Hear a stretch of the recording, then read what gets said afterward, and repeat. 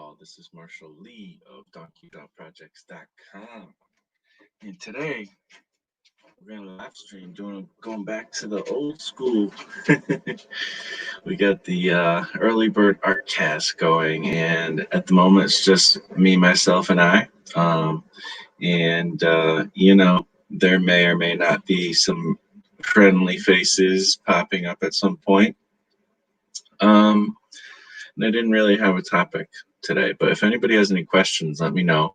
I've just been in this world, this situation of having a hard time finding my grounding when it comes to creativity. And I put it out there, as you may or may not have noticed on Twitter.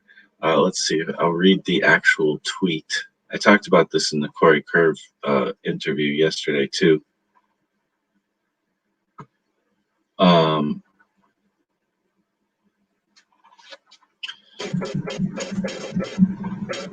on.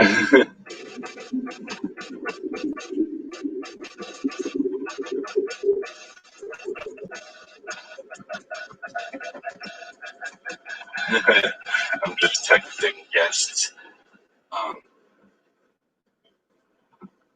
Anyways, that being said, the tweet. Where is the tweet? Okay, I think a guest has arrived, but I'm going to check out my tweet first real quick. Let's see. I think this is why isn't it going to my actual tweeter? There we go.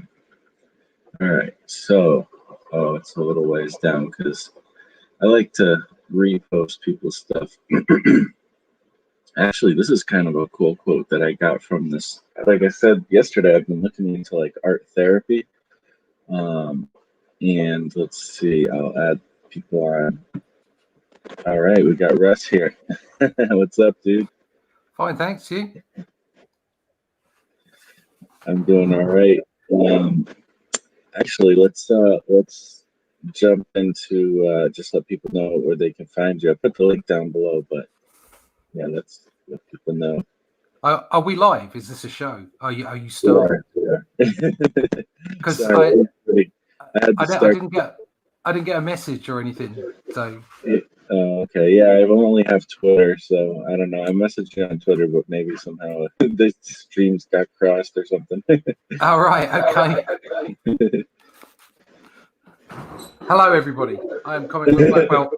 My name is Russ Leach. I'm Comic Book Black Belt. You can find me on YouTube as Comic Book Black Belt. You can find me at onlydeathcansavus.com, which is my new book. You can sign up for the email list there. You can also go to the preview page on Indiegogo for that and sign up there. You can also find me at russleach.com, comicbookblackbelt.com, on the Twitter, the Fleecebook, and the Instagram. There you go. Awesome. Yeah, and I got the links down below as well. Definitely sign up for that. The comic that he's been putting all kinds of hard work into day by day. It looks like we got a question from Aravindraj. I probably screwed that name up. It's an interesting name. Art, crafting, gaming. How to scan in computer. So you want to know how to scan in your art pages into the computer? Well, I'll be honest. The only thing I know to do is either take a picture of it or scan it with a scanner, and hopefully that's connected through Wi-Fi or something. But I was going to get into this little this quote. Like I said, art. I've been looking into art therapy just because I don't really know. I was looking into it because I'm thinking about like how art has been therapeutic for me throughout the years. But one quote that I got that I thought was interesting it's just a simple little thing is it takes courage to create. And man, there's a lot to that, and I feel like in this day and age there's even more to that. Do you feel that it takes courage to create, Russ? Yes. because you've got to be able to take criticism, and that's something that is lacking these days. People don't like to be criticized because they feel it's a personal attack, and that's not good. You need to get over yourself, and you need to take advice, and you need to take criticism on the chin, even if it's a little bit blunt, and look at your own work and see how you can move forward. But that does take personal courage. It doesn't take courage like going to fight for a war. That's real courage. But I'm talking about in your everyday life, you're putting yourself out there, and it's very easy to just sit at home or sit within your life. Sit within your job or whatever you might be doing, and carry on in a nice, easy fashion. And to put yourself out there when you're creating things and have people look at them and possibly criticize them, you've got to be brave, and you've got to say, no, I'm going to do it, because at the end of the day, it isn't just about making pretty things, your creations, and putting them out there. It's about a personal journey for you, and that how you can improve your skills, but also how you can better communicate with people through whatever art form you decide to use. Yeah, absolutely. And I think also it takes courage to create what you want to create. There's so many different shades to this, because in this day and age, and I'm not necessarily trying to get too political, but in this day and age, it doesn't seem like freedom of speech is something that the internet necessarily holds dear. Doesn't need to be that way. Yeah. I think there's a lot of free speech out there. It's just that there's a few people that don't want you to be free in your speech, which takes me back to my point of criticism. A lot of people are coming down. They're cancelling people, or they're stopping people from talking to other people, just in case, oh my God, they might infect these other people with their ideas. You have to give people the freedom to make their own ideas and their own opinions. Give them all the ideas, bad or good. Okay, what do you consider bad or good? And let people have the freedom to find out for themselves. You can't go around restricting what people did. The Nazis did that, and lots of other, and the communists did that as well. Two ends of the spectrum. Okay, and they were both as bad as each other. They were both scumbags. They went around stopping people from being free to think for themselves, and it's so important that you do. Yeah, I think you're right. It is important that the free ideas are able to exist, and as long as people can be nonviolent, can be respectful, and the thing is too, as an artist, it's hard to really be an artist if you're self-editing as you're creating, like that is not very healthy, I guess. I don't know. It's just, I feel like the art is kind of stifled, if throughout the process you're like, oh, well, I can't say that, or I can't do that. And I think there's a level of that there's always going to be a level of that anyways, like, because there will always be like, well, do I want to say that? Is that really what I mean? So there's going to be a level of self-editing, but when there's, you're like, well, I can't do that because I feel like this group might attack me or something. That's when it gets a little problematic, I think, Yeah, that's the cancel culture that we're living in at the moment. And the thing is it's not coming from the vast majority of people. It's coming from a very small group, I believe. And I don't always think that they're doing it for the wrong reasons either. Not the wrong reasons. I don't think they're doing it for ill-intentioned reasons all the time. No doubt there are a few people that want complete control and don't want you to think for yourself, but that's been going on for a long time. None of us are supposed to think for ourselves. We're all supposed to be tax machines, get pumped out of the grinder of school and go and earn tax for the man.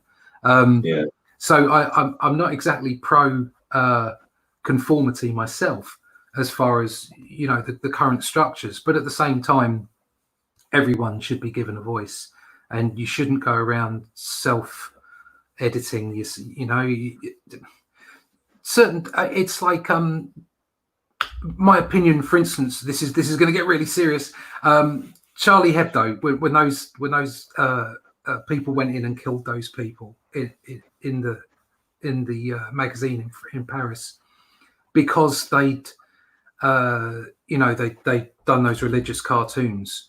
It's like that's wrong.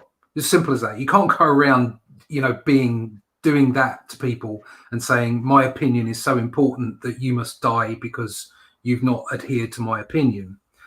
At the same time, okay, and this is in no way is this excusing any of that.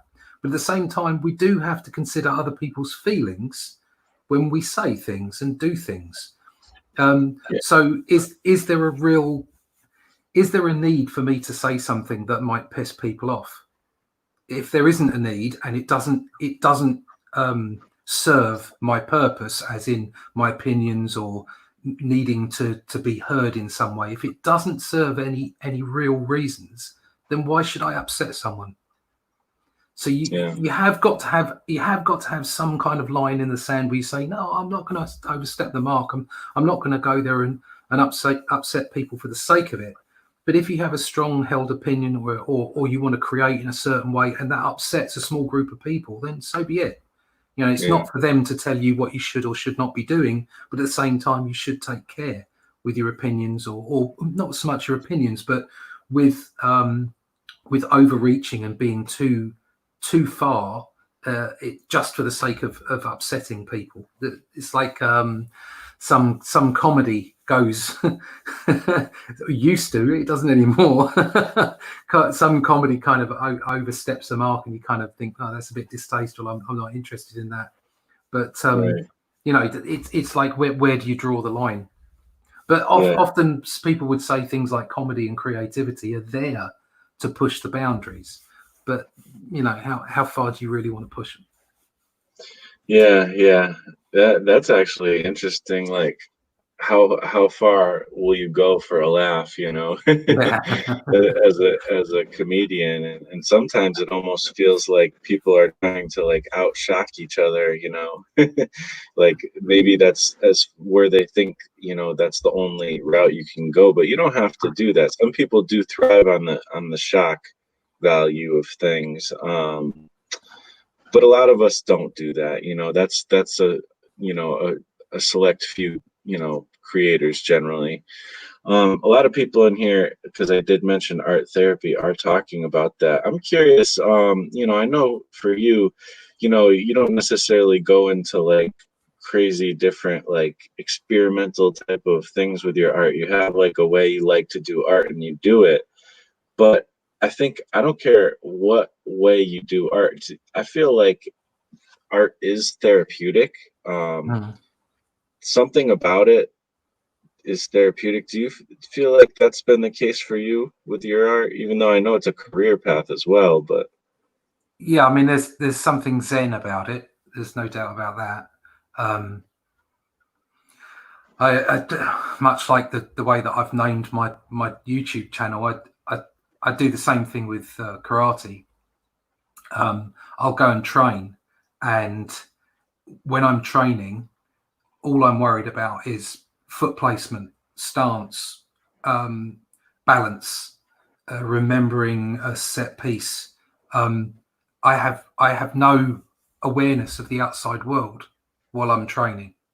And it's pretty much like that while you're drawing. So as far as art therapy is concerned, I don't experiment too much as far as outside of what I do for comic books. I'd like to, but I just don't get the time. However, there is a therapy within my fortunate chosen career. There's a therapy within the work that I do. And while I'm in the middle of doing it, there's that same zen that I get when I'm training. The outer world doesn't exist. I'm in that moment. And to be able to be in the moment is therapy in itself, I would suggest. Yeah, I think that's I how you put that. That's interesting. I feel the same way. Even just sitting there and doing some studies, doing some figure drawings or whatever, I can very easily get into that moment. And I was talking about this with Corey last night, and it's just interesting because it's almost like it brings a wholeness to your life. Like, I don't know, it balances out all the other stuff. Not that all the other stuff is bad or anything, but there's something about it that helps keep the other stuff more calm to a certain degree, which I think is pretty interesting. Let's see. So there was one comment here we had from Adam Lore. There's a lot of comments. Making good art consistently for sure requires courage and sacrifice. And I think that's totally true. How you've been doing something pretty consistently working on Only Death Can Save Us, and other comics and other projects. Other projects are available. You think that takes some sacrifice, correct? Yeah, it does. It takes you. I mean, it's no different to the sacrifice of going on, I don't know, working in the post office or being a van driver or whatever. You're away from your family. Yeah.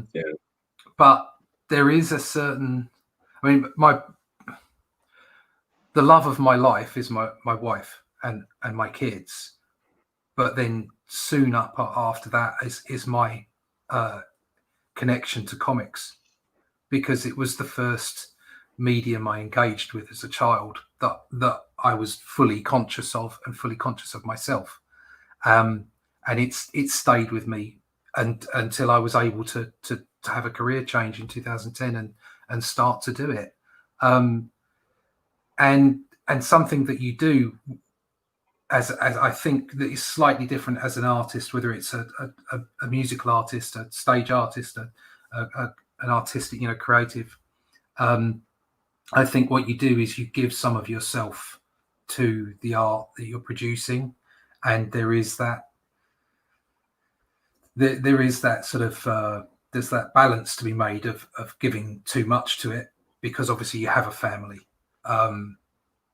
So sometimes, when you're sitting there at 10 o'clock at night and you think, maybe I should be in the other room sitting with my kids and my wife, that feels like it's that feels like you're giving a little bit too much. But at the same time, it's a passion and you need to get it done. So that's where I would say that you're giving up something, to your creative process. And I wouldn't want to, this is not a, there's plenty of people that give up a whole lot more than I do. For instance, you look at medical staff who do long shifts and people like that they really give a lot to what they're passionate about. So I suppose it depends what aspect you're talking about as to what you give up. It's difficult. You certainly give a piece of yourself, and because of that you require that courage to kind of push and feel that you haven't lost out somewhere else. But that's very much a creative's perspective on life and how they do things. Anyone with a proper job would just say, shut up. Well, I mean, people with a quote unquote proper job, I see them and they sacrifice too, and sometimes they go into overtime and things like that. And, it really depends on what your other part of your life, if you have a wife and kids and stuff, I think that makes it you have to be able to figure out clear boundaries and work with that person and find out, what is appropriate and what is not, because obviously what you wouldn't want to do is sacrifice your family or your wife, you No. know, or husband, whoever you are, Yeah. for your art. There's, I mean, art is just art, when it comes down to it. It is, but the difference, I think the difference between doing a proper job and something that you're passionate about. So I mean, it could be like I was talking about medical staff or what have you. They're passionate about what they do.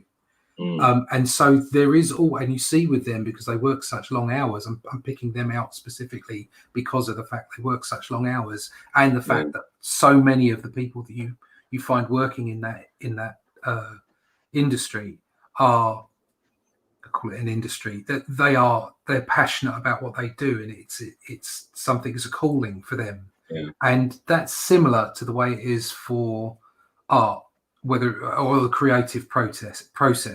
The creative process in a career is that it is a calling to a degree, and yeah, there is that balance to be struck. And there's no doubt that there are times when you become engulfed with the thing that you're focused on, and sometimes you can leave out those other important aspects of your life. And like you say, it's very important that you strike the balance wherever possible.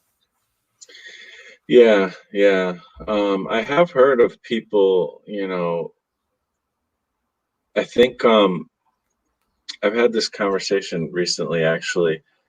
Um, people who are great achievers in any given field or passion or whatever. Um, there's a couple different reasons why, and usually it's something that maybe most people aren't willing to do, but sometimes they sacrifice everything, Mhm. for their art. And that, quickly saying that, sounds sort of noble, but Hmm. is that really? I've heard of musicians and stuff, and they're horrible husbands or wives, they're horrible parents, because they sacrifice everything for their art. And not just to focus on musicians, I'm sure that happens with artists, with Yeah, all kinds of different, vocations. And is it worth it? but I mean, yeah, I suppose it depends what you consider to be a success. yeah, So some people consider money, financial gain, to be their success. Some people consider notoriety, being famous. I wouldn't need the money, just the fame, to be a success. So if you look at that from the comic book perspective, so there are people out there that you know who they are. They're big names. I don't think you can really count the prior to the 90s, to be honest with you, in the same way, because so many of them were draftsmen, and there was a lot of illustration for money back then. So, advertising, marketing, and what have you. But after the 90s, there are people that are definitely in it for the cash, and that there are people that are in it to be known, and the two of those things overlap. Um, if that's your meter of success, then it's going to be difficult for you to strike the balance we were talking about. I feel personally, because you're always chasing something that's outside of that personal interaction. Um, I would. I don't need people to know who I am, and I don't need to earn millions from what I do. If I can communicate with a small amount of people and earn enough money to keep doing it, I'm happy, because I've connected with people. And if somebody was to say you could be as well known as Jack Kirby or as financially successful as Jim Lee, but you'd lose your family, no, there's no choice. My family comes first. right.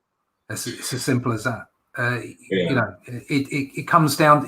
You have a set of priorities, and you have a set of uh, aspects that you consider to be your successful endpoint, and all those things are always different for everybody. So it really comes down to that combination. yeah, yeah. Another aspect too is there's a couple different things, but one thing is like, I think, money, the notoriety, things like that are definitely can be a motivating factor. There's also another one that makes it even more difficult sometimes. I think sometimes the actual mission of whatever the person is doing is a pretty darn noble mission. It's something that, like, they kind of need to be out there for the world. Like, I'm not saying that, I don't know if an artist is in that category generally, but there might be other, I don't know. I'm trying to think of like examples, but I know I've come across this, maybe, somebody who's just helping people. Like, I don't know. I'm Yeah. sure there's maybe Mother Teresa or something, but like, I don't know, like, But I think yeah, that's a different kettle of fish, isn't it? That's a different. That's like if you're out there helping people directly and multiple people, so it's like the sensation of love that you feel is a humankind love, a group love. Then that's a whole different thing. And that's that. I don't think you can. I don't think there's any one artist that went out there to help the world with their art. To be brutally honest, yeah, that it was a personal journey, and if it helped people along the way, then, and I'm talking about like classical artists, pop artists, whatever, artists. Okay, I don't think people write pop songs, for instance, to help the masses. They write them to make money and to entertain people.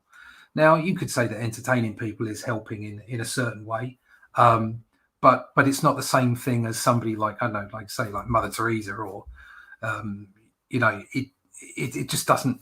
It's not the same thing. I think there's a lot more personal gain, and when I say personal gain, it doesn't have to be financial or notoriety. It can just be personally, I want to create something, and I go away and do that, as against this sort of general helping other people or getting to other people. Or I think the things can cross over. So, like I say, something like things like music and writing and comics and film, you can have a noble cause. So you can say, for instance, I like the idea of comics, that if in some way I can connect with people, if I could get a kid to read a comic, if I could connect with someone on a personal level through my comics, then, or through the stories that I tell, whether I'm telling somebody else's story and I'm just the artist, or whether I'm telling my own story, I think that's a great thing. And that's part of the drive to make comics. But I wouldn't suggest for 1 minute that me making comics is helping other people. So it's difficult to see that as a noble cause. But definitely there are people that would sacrifice their own lives, their own happiness, as it were, in order to help lots of other people. And I don't think, I'm gonna go out on a limb here, I don't necessarily think that category of people is full of artists. yeah. Well, I guess that's kind of another debate, like how important is art, and I think we both have a great deal of respect and believe that art is important. But at the same time, like you said, we're not doctors, we're not, we're not the people who do like save lives, No. necessarily. But there is too some artists, especially after they become famous, well, maybe not just especially, but on all different levels, they a lot of times they'll do things for charities, certain art, and that's always an interesting sticky situation. Like, I personally, if I do charity type thing, I tend to do it in secret. I don't want to, like, use that or whatever as like a platform. Yeah. And people do that as well, and I'm not saying that that's horrible either. Like, there's probably a place for that, to bring awareness to certain things and stuff.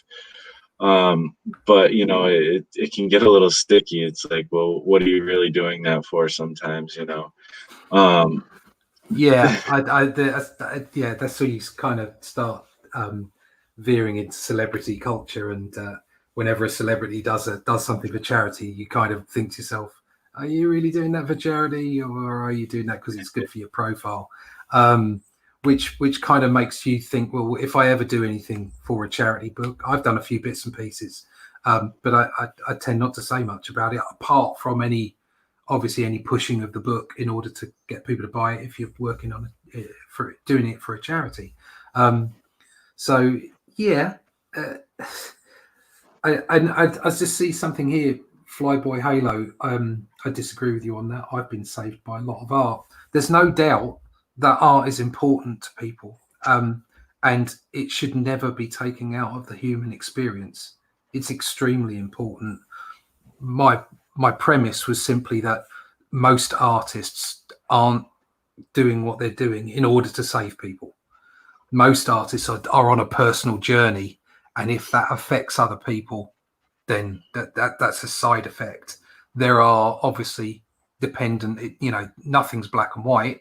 As I suggested, things like wanting to tell stories does touch other people, and you're aware that it touches other people, and that's part of the impetus for you to do that kind of art.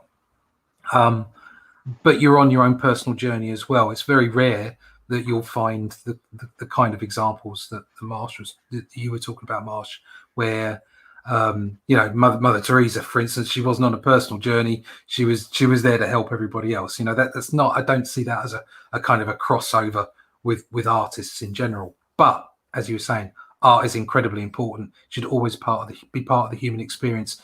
Back when we were in caves, what was the first thing we found out how to do? Draw on the walls.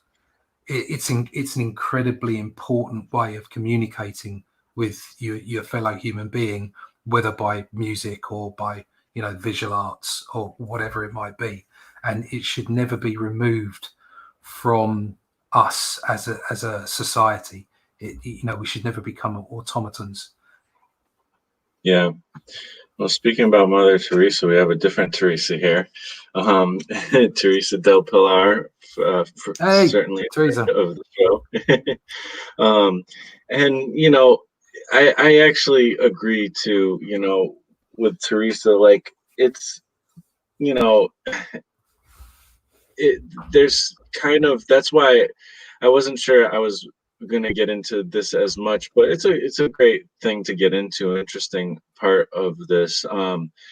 And even if you didn't mean to do it, sometimes art can literally save lives. There have been, I've heard of a lot of creators talking about, they've created something, put some things out into the world, and then they get feedback. And that feedback sometimes is, I was literally going to, commit suicide at one point, and I, read something you did or listened to some music, and it really just made me feel better. It helped me see that there's somebody else out there who sees something like I see it, or whatever it is that was the impetus. And that's kind of stuff you can't necessarily control. I don't think you necessarily go out there to do that specifically, although I wouldn't, I feel like that would feel really good if somebody said that to me. Not that I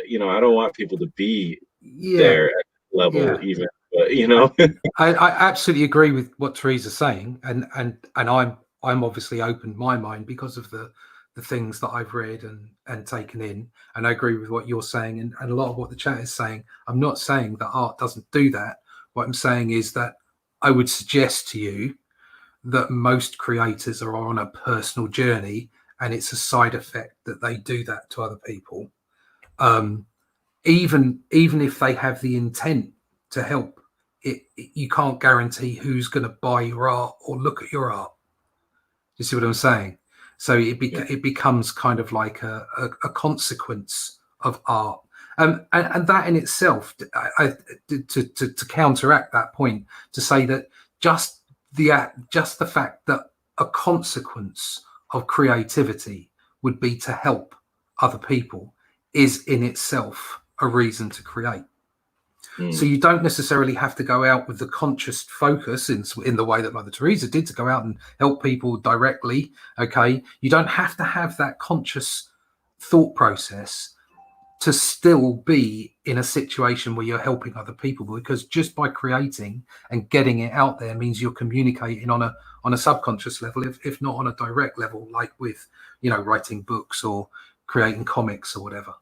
And there is something specifically noble as well to just creating, because there's a lot of people who they spend their life on a different path, and maybe they're very negative. They like to tear people down, or there's a lot of unhealthy behavior, out there, and I feel like creating is something that it's like, even if you do have something negative to express, I feel like it would actually be better expressed through creating something awesome, that maybe shares some of those views.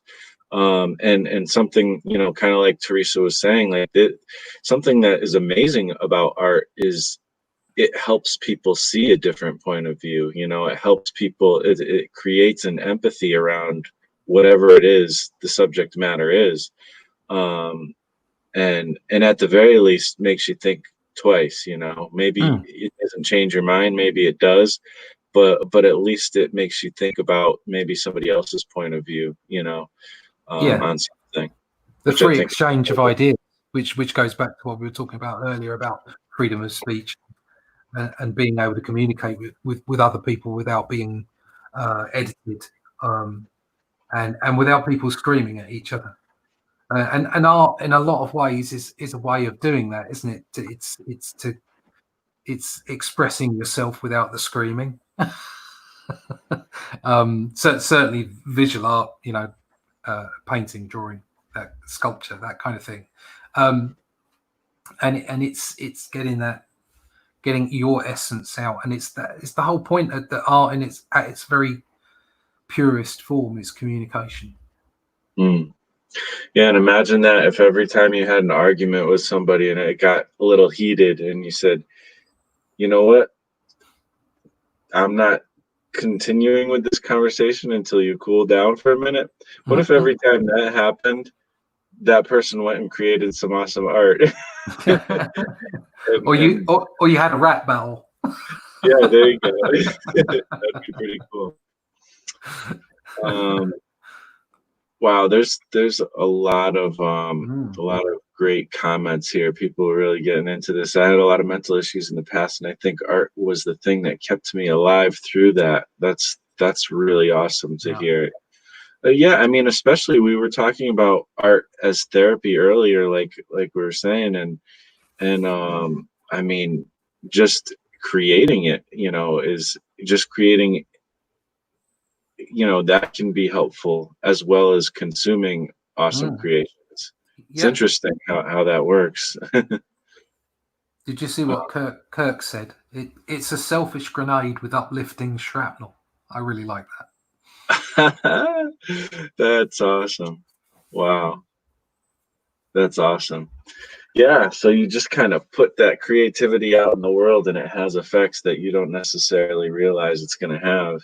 That in itself, a microcosm. Look what Kirk has said there. It's a selfish grenade with uplifting shrapnel. I would imagine I will be repeating that to someone. I'll quote that to someone at some point in time. It's also got us talking. It's a very creative line.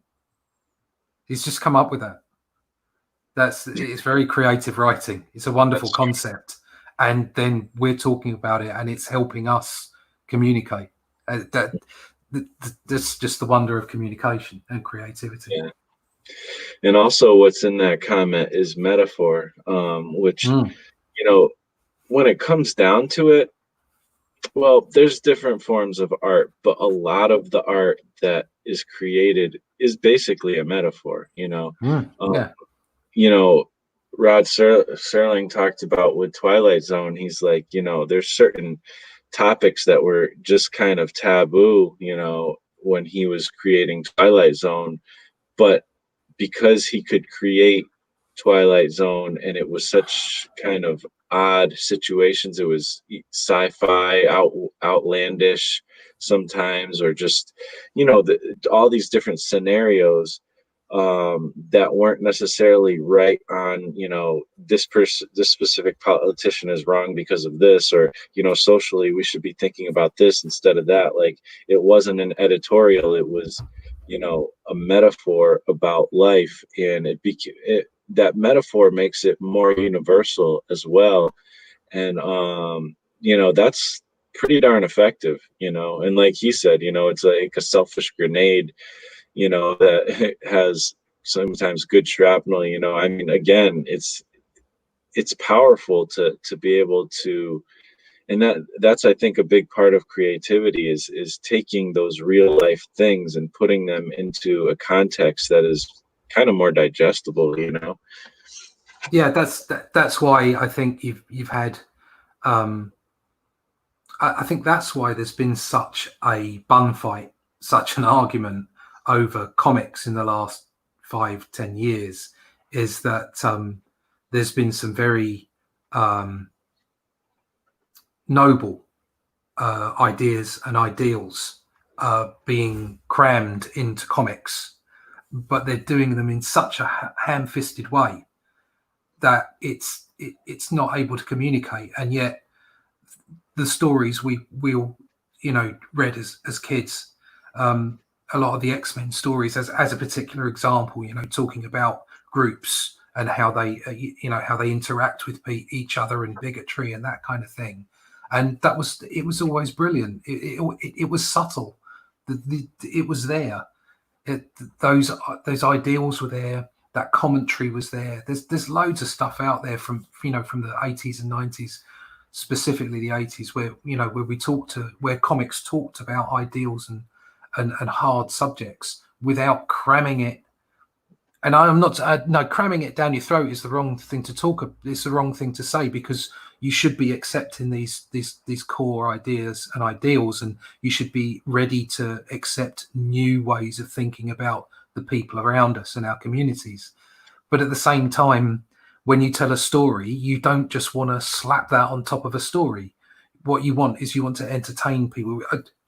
You want to communicate with people in a way that they don't necessarily know that you're communicating with them. It's a subliminal thing. Bring those concepts and those ideas into your stories and entertain people, and at the same time educate people. But if you just hammering people over the head with things, it's not going to work. It just will not work. And the whole point about creativity, the whole point about art, the visual medium, but this obviously rings true for other mediums as well, is that there's so much subtlety, and like you say, there's so much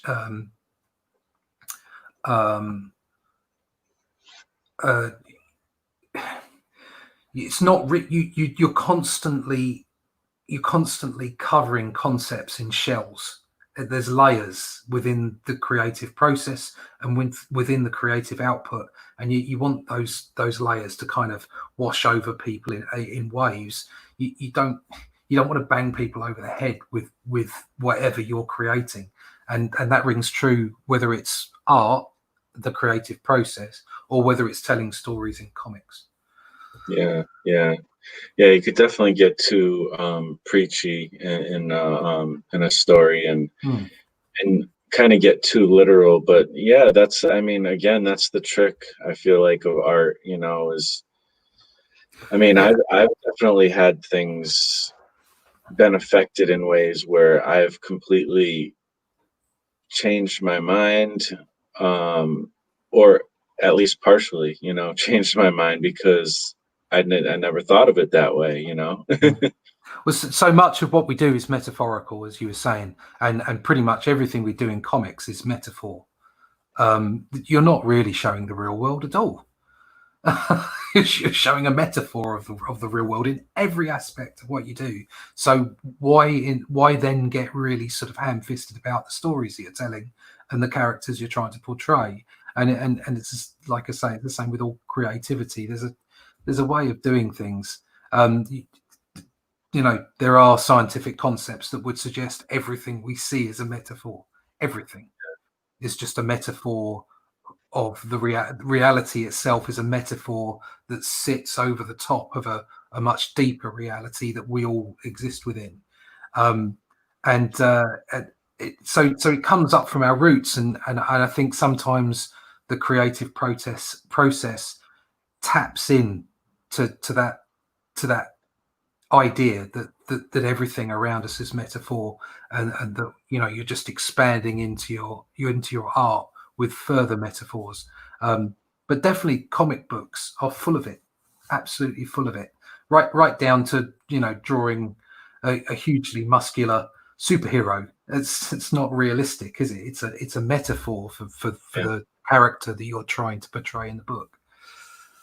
And one thing too is, how often does somebody feel very strongly about any particular thing, and then they go on to social media, or they go even to a party and talk to people, and they start talking about it, and it becomes this kind of argument between people, and each person has a point of view, and they're trying to see who can scream the loudest. Like, how effective is that? Not very. No matter how much you prove your point, the person is not going to agree with you. You converting somebody is a very hard, if not impossible, thing to do. Yeah. Don't convert someone, befriend them. Yeah. If people want to have different opinions, let them have them. Yeah. Talk to their character, not their opinions. And that goes for everything about them, color, sex, orientation, whatever it might be. This ring trues in comics as well, which is exactly what Michael was talking about. It's about character. It's about what you do. It's not about the opinions that you hold, because opinions can change, and not necessarily because you're changing them for them. You're making someone change their opinions. Opinions change over life. It's called experience. I'm sounding like an old man now, but it does. I have changed my opinions over 50 years, and it doesn't make the opinions I held wrong.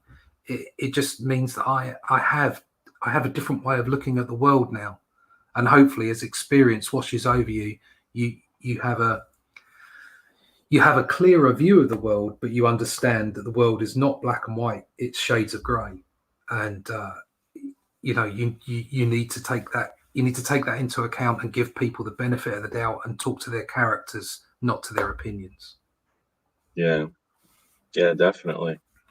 There's been a lot of situations where, I feel like I've been able to bring an interesting thought to somebody, and it's not because I was like, no, you're wrong, blah, blah, blah. It was because I was like, okay, well, let me listen to you for a little bit. Okay. Oh, I see you're having an issue with that. Okay, well, this is something where I happen to have experience. I'm not telling you my whole philosophy in politics. I'm just saying, oh, I dealt with that once too, and this is how I dealt with it, take it or leave it. And, maybe that'll be helpful for somebody, you never know. If your intention in a conversation and in a comic book or whatever you're creating is to, like you said, I like the word befriend, or be helpful, and not to convert somebody to your own political view or religious view or whatever view it is. If your intention is to actually help, I don't see where you can really go wrong, except for there are people who are hyper offended by everything, but you can't control that. Hopefully the next generation will beat that out of them. My kids aren't offended easily. That's good. I think that's a good character trait for sure, is to not get offended easily. Yeah. But I can guarantee you that I don't have the same political opinions as you, and probably the same political opinions as the people in chat, or the religious ones, or the philosophical ones. Let's not just pick this down to these single things. Lots of different opinions. It doesn't mean that you can't befriend people, that you can't talk to them. And do you know what? There is such a thing as saying, I don't agree with you and you don't agree with me, but let's just not bother talking about that anymore. Let's agree to disagree and get on with the things, because there's so many more things that bind us than you know, that we agree with and that we don't. There's so many more things that, you know, as humans that keep us together, that are constant. You know, life, family, love, death. You know, like the toil of work. These are all things that affect us all, and art. Yeah, these are all things that affect communication. These are all things that affect us all, and the other stuff around it, that's just noise. Yeah. So. Yeah, I think there's definitely a mix. There's some things that I think you and I would agree on, but at the same time, there's plenty that we don't probably agree on. But somehow we've had a lot of friendly conversations. I don't know how that's possible. Amazing how that works. Yeah. So with that being said, it is about that time. Russ, once again, where can people find you? Okay, firstly, apologies for coming in late. I didn't get the message. I didn't get the memo. No, but I'm here. Communication was crossed. It's really no big deal. I appreciate you coming on, and I maybe I wasn't, you know, the best at communicating either. So cheers, mate. It's absolutely wonderful to be on your stream again. Thanks for letting me come on. You can find me at Comic Book Black Belt on YouTube. Go sign up there. I've got a little competition going on with Peter Palmiotti, and he's already got 200 more subs than me. So help me out. oh no. So go over there and sub there. You can find me at russleach.com, comicbookblackbelt.com, and onlydeathcansavus.com. That's my new book. You can go over there and sign up to the email list, or you can go over to the Indiegogo preview page and sign up there, and I can give you more information about that. The campaign will be coming 1st of September. You can also pick me up on the Twitter, on the Fleecebook, and on Instagram. I like that, Twitter and Fleecebook. Nice. Well, you can't find me on Facebook or Instagram, but you can find me on Twitter as Marsh Comics, and TikTok, as long as it still exists. You can find me as Marsh Comics, and always Chinese spies. And DonkeyJawProjects.com, and here on YouTube. So thanks everybody for watching. Everybody in the chat was great. Yeah, you guys, thank you guys. Yeah, you make the show awesome as well. And other than that, we will talk to you guys on the next one. Peace. All right, later.